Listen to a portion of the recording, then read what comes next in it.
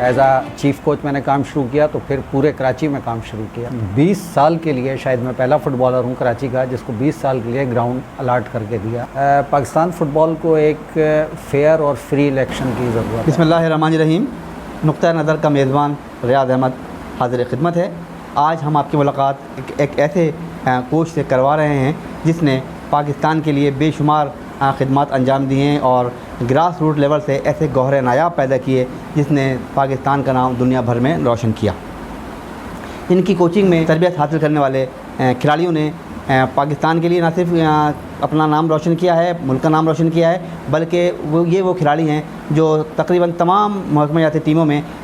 खेल रहे हैं और अपने कोच का नाम रोशन कर रहे हैं, अपने पाकिस्तान का नाम रोशन कर रहे हैं, अपने महकमाती टीमों का नाम रोशन कर रहे हैं। 53 साल अरशद जमाल ग्रेजुएट हैं और नाज़िम स्पोर्ट्स फ़ुटबॉल क्लब से उन्होंने बहैसियत फ़ुटबॉलर अपने कैरियर का आगाज़ किया और मुख्तसर अरसे में डिस्ट्रिक्ट, प्रोविंस और नेशनल लेवल पर शानदार खेल से अपना एक नाम कमाया और इसी नाम की बुनियाद पर उन्हें 1991 में जल्द नेशनल बैंक के इदारे ने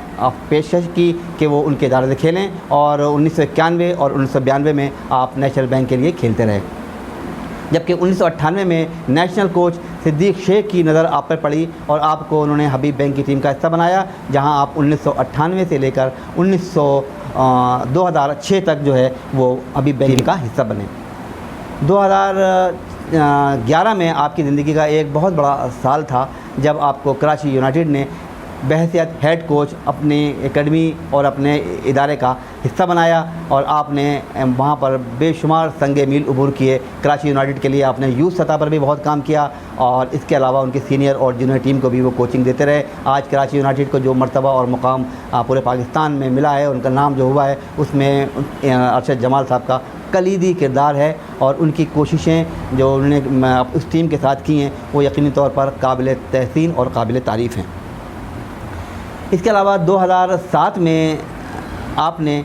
नेशनल सॉकर एकेडमी की बुनियाद रखी और ये नेशनल सॉकर एकेडमी की न सिर्फ इन्होंने बुनियाद रखी बल्कि इसकी तरबियत और ट्रेनिंग के लिए इन्होंने नॉर्थ नाज़ाबाद टाउन के ताउन से एक ग्राउंड भी हासिल किया और ये ग्राउंड ग्रासी था और फ्लडेड थी और इसमें इन्होंने बहुत शानदार अंदाज में नेशनल सॉकर एकेडमी को रन किया और इस एकेडमी की एक बात जो खुसूसी तौर पर इंतहाई अहमियत के हामिल है वो इसका फ्री होना है। इन्होंने किसी बच्चे से कोई भी फ़ीस वसूल नहीं करी और ना ही उनसे किसी भी किस्म की उन्होंने कोई ऐसी बात मनवाई हो कि जिससे इनको कोई लालच का अंसर जो है वो नज़र आता हो। इसके अलावा इसी आपकी इस कारकर्दगी की बुनियाद पर न सिर्फ डिस्ट्रिक्ट सेंट्रल बल्कि डिस्ट्रिक्ट वेस्ट और दूर दराज इलाकों से भी इस एकेडमी में खिलाड़ी जो है वो उनसे तरबियत लेने के लिए आते रहे। इन खिलाड़ियों के लिए आपने फ्री किट्स का भी इंतज़ाम किया और ये किट्स वो पहनकर बच्चे यकीनी तौर पर बड़े खुश हुआ करते थे और जोक दर जोक आपके ग्राउंड्स पर पाबंदी वक्त के मुताबिक आते थे। फिर आपने अपनी कोचिंग टीम बनाई और उसमें अपने शागिर्दों को इस्तेमाल किया और ये एकेडमी इस वक्त पाकिस्तान की एक मशहूर और मारूफ फ़ुटबॉल एकेडमी का रूप धार। जनाब अरशद जमाल साहब की एक इंटरनेशनल कोशिश भी इंतहाई कामयाबी से हमकिनार हुई जब आप 2018 में DHL फ़ुटबॉल टीम का हिस्सा बने। बहैसियत हेड कोच आपको DHL के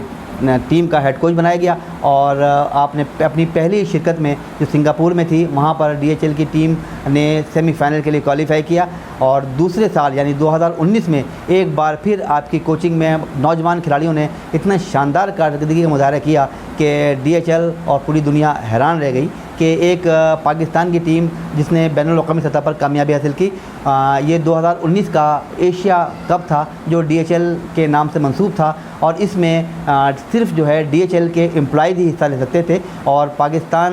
की जानिब से अरशद जमाल ने ये टीम तश्कील दी और जब सिंगापुर गए तो अल्हम्दुलिल्लाह हमें आज फ़ख्र होता है कि इस टीम ने एशिया कप के फातह ट्रॉफ़ी जीती और खिलाड़ियों ने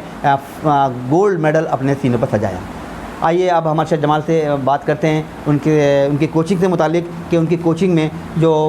उनकी जहाँ जिस टीम में ये रहे हैं उसने लाजवाल कामयाबी हासिल की है। आपने स्कूल लेवल पे भी काम किया है, आपने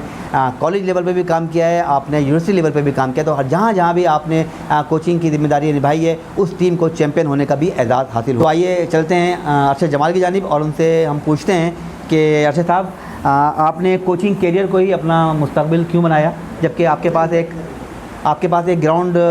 की सहूलत भी मौजूद थी, वो आपने ग्राउंड ओन किया हुआ था, आप वहाँ पर मुख्तलिफ इवेंट के ज़रिए एक माली वसाइल जो है वो हासिल कर सकते थे, आप वहाँ पर कोर्सेज इनेकाद कर सकते थे, वहाँ दीगर एक्टिविटीज़ कर सकते थे, लेकिन आपने वहाँ फ्री कोचिंग की रिवायत कायम की, जो मैं समझता हूँ कि इस दौर में इंतहाई मुश्किल काम है। बिस्मिल्लाहिर्रहमानिर्रहीम। पहले तो मैं शुक्रगुज़ार हूँ, एक तवील तारुफ रियाज भाई आपने कराया, जो कि जिसमें मेरा फ़ुटबॉल करियर आपने कवर किया। स्पोर्ट्स नज़र चैनल जो है, इनकी स्पोर्ट्स टीम का बहुत शुक्रगुज़ार हूँ कि उन्होंने मौका दिया मुझे अपना व्यू पेश। सवाल किया कि मुझे अपने कोचिंग करियर के स्टार्ट में ही उस वक्त के प्रोविंशियल मिनिस्टर, जो कि स्पोर्ट्स की बड़ी मशहूर शख्सियत थे, डॉक्टर मोहम्मद अली शाह, उन्होंने मेरी एक्टिविटीज़ देखते हुए कि फ़ुटबॉल पे, यूथ पे मैंने काम पहले ही शुरू कर दिया था, तो उन्होंने मैं शायद पहला फ़ुटबॉलर था कराची में जिसको उन्होंने ग्राउंड अलाट करके दिया बाकायदा 20 साल के लिए। मैं फ़ीस भी ले सकता था, नॉर्थ नाज़ाबाद में काफ़ी बच्चे ऐसे थे, लेकिन कुछ बच्चे ऐसे थे कि जो बेचारे बिल्कुल फ़ीस पे नहीं कर सकते थे, तो मैंने ये मुनासिब समझा कि मुझे अल्लाह ताला ने एक इज़्ज़त दी है हबीब बैंक की तरफ से खेलने के लिए भी, और कोचिंग में भी जो मेरे कोच थे सिद्दीक शेख साहब, उनसे मैंने कोचिंग में काफ़ी चीज़ें सीखी थी, तो मैं फ्री कॉस्ट यहाँ पे कोचिंग करूँगा। तो तकरीबन 70-80 बच्चों से मैंने ये कैंप स्टार्ट किया था नेशनल सॉकर एकेडमी का, और इसमें 2007, 2008, 2009 में 3 से 4 बच्चों ने पाकिस्तान यूथ टीम का कलर लिया, जिसमें सैयद अली रिजवी, सैयद मोहसिन शाह, सैयद सुल्तान अली ये काबिल ज़िक्र हैं, जबकि कई बच्चे डिपार्टमेंट और सिंध की टीमों में गए। अर्शद साहब, माशाल्लाह कोचिंग के हवाले से आपने काफ़ी बातें बताई, तो यकीनी तौर पर जब एक कोच होता है तो उसका कोई ना कोई आइडिया ज़रूर होता है, और उसको रहनुमाई मिलती है, और उसी को देखकर वो जो है वो कोचिंग की जानिब राग़िब होता है। तो आपका पसंदीदा कोच या आपका आइडियल कोच, और जिससे आपने रहनुमाई हासिल की है या आपने उससे तरबियत हासिल की है, वो कौन सा? पाकिस्तान में कई एक सीनियर कोचेज़ हैं, जिनमें सिद्दीक शेख साहब, अख्तर मुहिद्दीन साहब, तारिक लुत्फ़ी साहब, और भी काफ़ी कोचेज़ हैं जो कि बहुत अच्छे कोचेज़ हैं। शहजाद अनवर साहब अभी प्रो लाइसेंस किया है, लेकिन मैं क्योंकि हबीब बैंक से खेला, सिद्दीक शेख साहब मेरे कोच थे, और मैं उनके अंडर में भी खेला, और एक तो एज़ आ प्लेयर उनसे काफ़ी सीखा, और फिर जो उनका कोचिंग स्टाइल था वो बहुत अच्छा है, वो बहुत इजी है, बहुत जल्दी समझ में आने वाला है प्लेयरों के, तो वो मैं वॉच करता रहा, समझता रहा, उनके बताने का स्टाइल, समझाने का स्टाइल, डेमोस्ट्रेट करने का स्टाइल, मिस्टेक पकड़ने का स्टाइल, फिर उनकी करेक्शन का स्टाइल, तो वो अल्लाह का शुक्र है कि मेरा माइंड अच्छा है, और वो सब मैं याद करता गया। तो मैंने उनसे बहुत कुछ सीखा, और फिर प्रैक्टिकली काम करके भी, तो मैं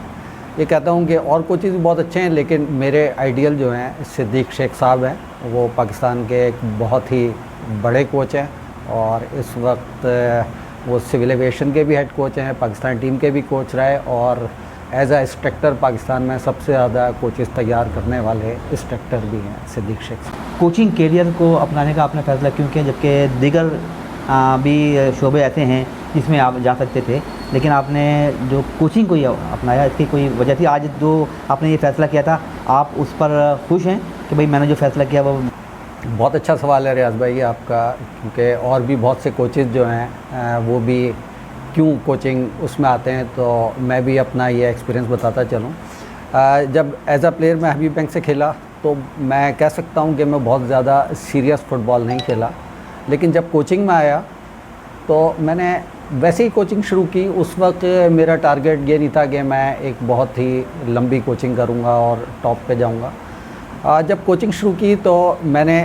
ये देखा कि मुझ में कुछ कोचिंग सलाहियतें हैं, बच्चे जल्दी जल्दी समझ रहे हैं, और मुझे जो कुछ मैंने शेख साहब से सीखा और हबीब बैंक में फ़ुटबॉल खेली, तो उस तजुर्बे की बुनियाद पे मैं अच्छे बच्चे तैयार कर रहा हूँ, अच्छी टीम तैयार कर रहा हूँ। पहले ही साल मैंने क्लब टूर्नामेंट्स जो खेले उसमें कामयाबी हासिल की। 2009 में जो केएसबी लीग हुई वो उसमें एक टीम मेरे हवाले हुई, और मैं पूरे कराची में उसको टॉप में जिसमें पाकिस्तान कराची की तारीख का सबसे बड़ा इनाम दिया गया 10 लाख रुपए, उसमें इतनी बड़ी बड़ी टीमों में मैं उस टीम को फ़ाइनल में ले गया। एक तो फ़ुटबॉल सिखाने के लिए एक अच्छे कोच का होना ज़रूरी होता है, तो वो मैंने महसूस किया कि मैं अच्छे बच्चे भी तैयार कर सकता हूँ और अच्छी टीम भी। सेकंड, जो कि बहुत ज़्यादा इम्पॉर्टेंट है, वो ये कोचिंग में कि एक अच्छा कोच जब प्लेयर तैयार कर रहा होता है या टीम तैयार कर रहा होता है, तो वो बच्चों को खेल के साथ साथ रिस्पेक्ट सिखाता है, ऑनेस्टी सिखाता है, फेयर प्ले सिखाता है, स्पोर्ट्समैन स्पिरिट सिखाता है, कमिटमेंट सिखाता है, उसमें जीतने का जज्बा पैदा करता है, एक्सीलेंस की तलाश के खूब से खूब तर की तलाश। आप डिस्ट्रिक्ट से खेले हो तो कराची, कराची से खेले हो तो सिंध, तो ये सब चीज़ें मिल के कोचिंग एक ऐसा शोबा है कि एक अच्छे प्लेयर के साथ एक अच्छा इंसान भी तैयार करता है। अगर आप 10 प्लेयर का रेशो लें कि अगर मैं 10 प्लेयर तैयार कर रहा हूँ तो 2 या 3 तो बहुत ही ज़बरदस्त खिलाड़ी बन जाएंगे, बाकी 6-7 अगर बहुत अच्छे प्लेयर नहीं भी बन सके तो अच्छे इंसान ज़रूर बन जाएंगे। तो इसलिए मैंने कोचिंग के शोबे का इंतखाब किया।